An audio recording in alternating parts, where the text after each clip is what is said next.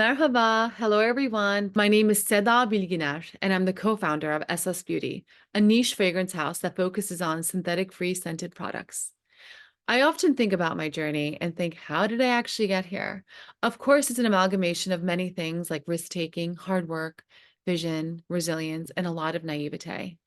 But today I'd like to focus on inspiration and self-advocacy. I think it's important to note I'm a first generation American Turkish woman. It's such a core part of my journey and has ultimately shaped what Esas is today. My journey predates me, however. It really goes back to before I was born. My parents immigrated to this country in 1970 for all the reasons that people come to America, for a better life for themselves and, of course, their future children. And just like many, they had no mastery of the English language or formal careers. Before I was born, my mom was able to start her own couture clothing manufacturing company. In less than a decade, she was able to do this in a foreign land with very little resources. She had this company far into the late 90s, and I had the privilege of going to work with her so I could iron some clothes, make some coffee, and my hair scrunchies. I think it was these moments that seeped into my subconscious and made me want to do something similar, something on my own. While she had many ups and downs as an entrepreneur, I saw the pride she had in being able to help people provide for their own families. And I knew I too wanted to be able to do that. Growing up bicultural, I never felt like I quite fit in, however. In America, I was Turkish, and in Turkey, I was American. I sometimes felt like I lived in parallel universes, and while I loved it, it always made me feel like an outsider. There were no first generation American people where I grew up. Frankly, it was so American that my name was Sarah until I was like 13 years old. I think as a result, I always felt a little unconventional, if you will, a little bit of an outsider with different perspectives and different points of view.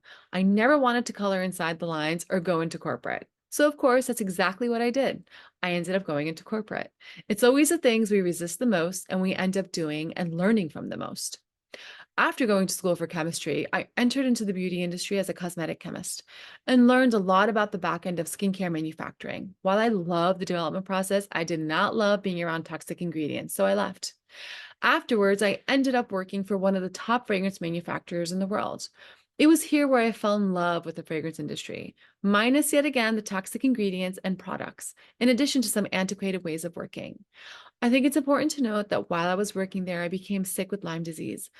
And I became much more cognizant of the toxic products I was surrounding myself with.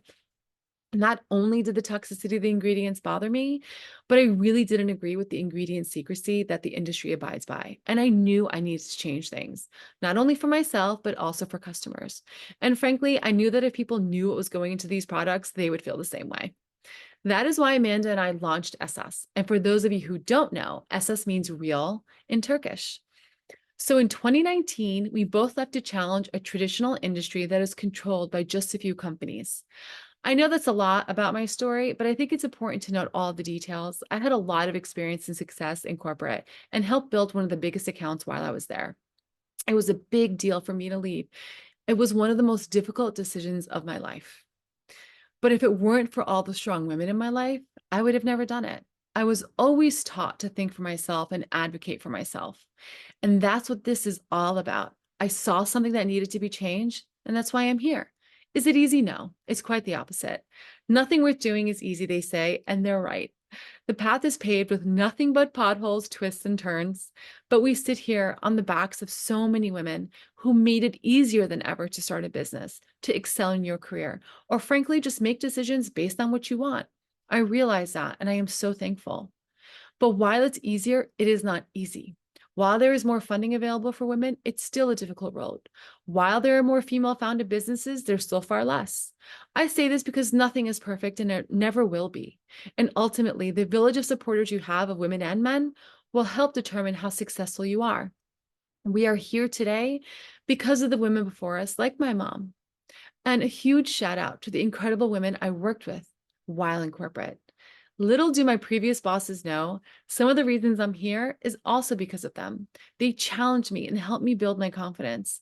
I was always so in awe of how they had families and the strong, amazing careers at the same time.